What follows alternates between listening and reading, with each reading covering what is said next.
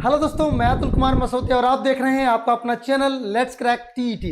और let's crack TET के इस ऑनलाइन प्लेटफॉर्म पे एक बार फिर आपका बहुत बहुत स्वागत है। दोस्तों, प्रीवियस वीडियो में मैंने बात की थी कि भारत की जलवायु क्या है और जलवायु शब्द कहाँ से आया और मौसम और जलवायु में क्या अंतर है, और भारत की जलवायु विविधताओं वाली है या नहीं है तो कैसे है और क्यों है, इन सभी बातों को लेकर जिक्र किया था। आज हम बात करने वाले हैं आज की इस वीडियो में भारत की जलवायु को प्रभावित करने वाले कारक। भारत की जलवायु को प्रभावित करने वाले कारक कौन कौन से हैं उनको हम बात करने वाले हैं। दोस्तों, अगर आपको वीडियो पसंद आती है तो वीडियो को लाइक करना, कमेंट करना बिल्कुल ना भूलें, और अगर आपको वीडियो अच्छी लगती है तो वीडियो को लाइक भी करें, शेयर भी करें और चैनल को सब्सक्राइब भी कर लीजिएगा। चलिए दोस्तों, देखिए मैं बात कर रहा हूं कि जलवायु को प्रभावित करने वाले कारकों को लेकर। किसको लेकर? जलवायु को प्रभावित करने वाले कारक को लेकर। तो जलवायु को प्रभावित करने वाले कारक जो हैं उनमें कौन कौन से हैं? अक्षांश है, यानी जो अक्षांश ये रेखाएं होती हैं या जो अक्षांश होते हैं वो भी जलवायु को प्रभावित करते। कैसे करते हैं अभी मैं आपको बताने वाला हूँ। हिमालय पर्वत जल, हिमालय पर्वत का जो जल है वो भी जलवायु को प्रभावित करता है। स्थल का वितरण, जो स्थलखंड है उसका जो वितरण है, जिस प्रकार से वो बसा हुआ है, ये भी जलवायु को प्रभावित करेगा। समुद्र तट से दूरी,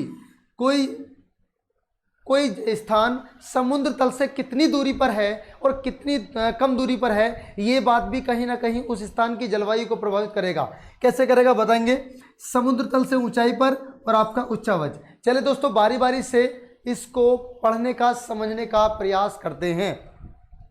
देखिए, अक्षांश कैसे प्रभावित करते हैं इस बात को समझें। देखिए भाई, कर्क रेखा, कौन सी रेखा? कर्क रेखा।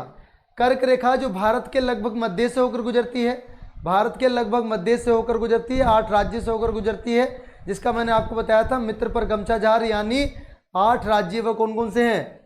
चलिए, वो आपको पता है पहले से। पश्चिम से पूर्व की दिशा में भारत के बीच से गुजरती है और इस प्रकार देश का उत्तरी हिस्सा शीतोष्ण कटिबंध में पड़ता है और कर्क रेखा के दक्षिण में स्थित हिस्सा उष्ण कटिबंध क्षेत्र में पड़ता है। यानी जो इंडिया है,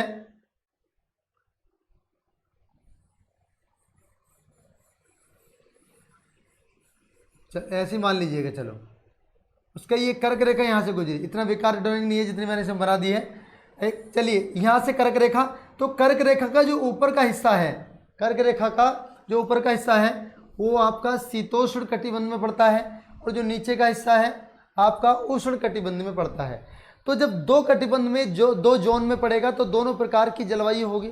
इसका मतलब ये है कि कोई भी कंट्री, कोई भी स्थान किस कटिबंध में स्थित है, किस कटिबंध में वह आता है, ये बात भी कहीं ना कहीं उसको, उसकी जलवायु को प्रभावित करती है। ठीक है। चलिए, उष्ण कटिबंध क्षेत्र भूमध्य रेखा के नजदीक होने के कारण पूरे साल उच्च तापमान व निम्न दैनिक तथा वार्षिक तापांतर का अनुभव करता है। यानी जो आपका उष्ण कटिबंधीय क्षेत्र है वो भूमध्य रेखा के पास का है। अब जब भूमध्य रेखा के पास का है तो सूर्य की किरणें वहां पर कैसी पड़ेंगी? सूर्य की किरणें वहां पर सीधी पड़ेंगी।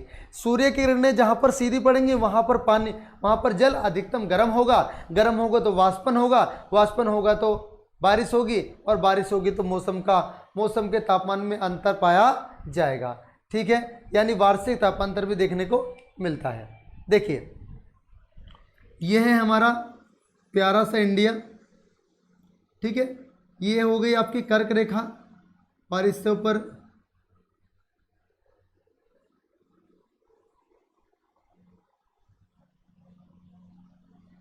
ये इंडिया। तो भैया ऊपर आपका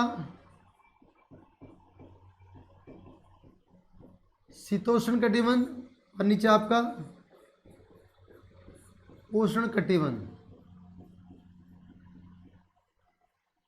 ठीक है, ये रही आपकी भूमध्य रेखा। तो भूमध्य रेखा के पास होने के कारण यहाँ का जो तापमान है वो बदलता रहता है, यानी वार्षिक तापांतर देखने को मिलता है। चलिए, कर्क रेखा से उत्तर हिस्से में भूमध्य रेखा से अधिक दूरी के कारण उच्च दैनिक तथा वार्षिक तापांतर के साथ जलवायु में विषमता पाई जाती है। यानी भूमध्य रेखा से जो स्थान ज़्यादा दूरी पर है, भूमध्य रेखा से जो स्थान ज़्यादा दूरी पर है उत्तर दिशा वाला, उसमें उच्च दैनिक तथा वार्षिक तापांतर के साथ जलवायु में विभिन्नता यानी विषमता पाई जाती है। चलिए बढ़े आगे। तो हिमालय पर्वत कैसे काम करता है सर? हिमालय पर्वत जलवायु को कैसे प्रभावित करेगा? चलिए बात करते हैं, हिमालय पर्वत भी क्या भारत की जलवायु को प्रभावित करता है? हाँ जी करता है। कैसे करता है? देखो, उत्तर में ऊंचा हिमालय अपनी सभी विस्तारों के साथ एक प्रभावी जलवायु विभाजक की भूमिका निभाता है। अभी समझ नहीं आया, दोबारा पढ़ लीजिएगा। उत्तर में ऊंचा हिमालय अभी सभी विस्तारों के साथ एक प्रभावी जलवायु विभाजक की भूमिका निभाता है। मतलब अगर उत्तर दिशा में हिमालय पर्वत स्थित ना होता तो भूमध्य रेखा से आने वाली सीधी हवाएं भारत में प्रवेश कर जाती और बहुत ज़्यादा शीत लहर आती, जिस कारण भारत की जलवायु कुछ और प्रकार की हो सकती थी। लेकिन भारत में उत्तर की ओर से ठंडी हवाओं को रोककर भारत को सुरक्षित रखता है और भारत में जलवायु को परिवर्तित होने से रोकने का काम कौन करता है? आपका हिमालय पर्वत है। यानी ये कहीं ना कहीं जलवायु विभाजक का कार्य करता है। ठीक है। यह ऊंची पर्वत श्रृंखला उपमहाद्वीप को उत्तरी पवनों से अभेद सुरक्षा प्रदान करती है और जमा देने वाली यह ठंडी पवन उत्तरी ध्रुव रेखा के निकट पैदा होती हैं और मध्य तथा पूर्वी एशिया में आर पार बहती जाती हैं। ठीक है, बात समझे? अब इसको इसी प्रकार हिमालय पर्वत मानसून पवनों को रोककर उपमहाद्वीप में वर्षा कराने का कारण बनता है। यानी कैसे भैया? देखिए एक बात आपको समझा दूं, यहीं से आप लोगों को सारी चीजें क्लियर हो जाएंगी। देखिए देखो भाई, नोट्स ओपन कर लेता हूं, मैं आपको बताऊंगा कैसे आपको करना है। देखो समझो, देखो भाई इधर, यानी हिमालय पर्वत कहां पर पड़ता है?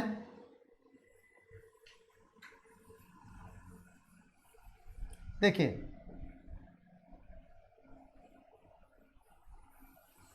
ये तो कारण क्या है? हिमालय पर्वत यहां पड़ेगा। हिमालय कहां पड़ेगा? ये हिमालयी क्षेत्र है। ये कैसा क्षेत्र है? ये आपका हिमालय क्षेत्र है। यहाँ हिमालय की पहाड़ी पाई जाती हैं। अब इनका फायदा क्या है? इनका फायदा ये है, जो इधर से ये पवनें आती हैं इनको रोकने का काम करता है, रोकना। और जो यहाँ से पवनें यहाँ चलती हैं भारत में प्रवेश करती हैं, वरना ये पार निकल जाती, लेकिन इसको पार ना निकाल कर क्या करता है? इनको रोकता है और रोकने पर कहता है यहीं पर रुकेगा और बारिश तुम्हें करानी पड़ेगी। यानी उत्तर पश्चिमी और पश्चिमी जो पवनें हैं उनको रोककर भारत में बारिश कराने का काम भी कौन करता है? आपका यही करता है। ठीक है, क्लियर हुआ भाई आपके? मुझे उम्मीद है कि आप लोगों को क्लियर होगा। चलिए, स्थल खंड का वितरण कैसे काम करता है इसका आप स्क्रीनशॉट ले लें। देखो जल्दी फटाफट।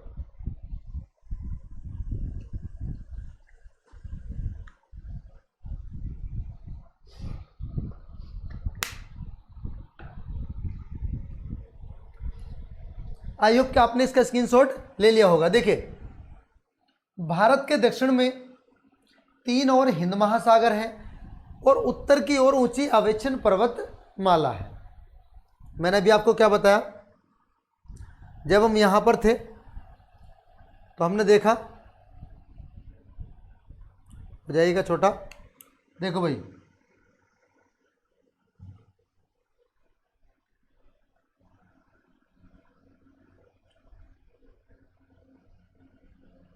ये जो भारत है, यहां उत्तर में तो पर्वतमाला है, इसके उत्तर में क्या है?